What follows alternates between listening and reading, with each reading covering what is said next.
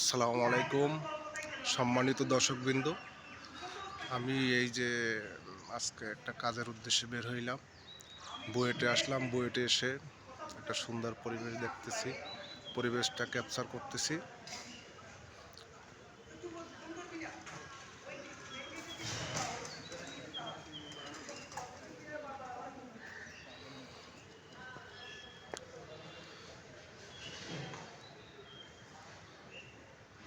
আপনারা আমার চ্যানেলটি যদি দেখে থাকেন অবশ্যই সাবস্ক্রাইব করিবেন।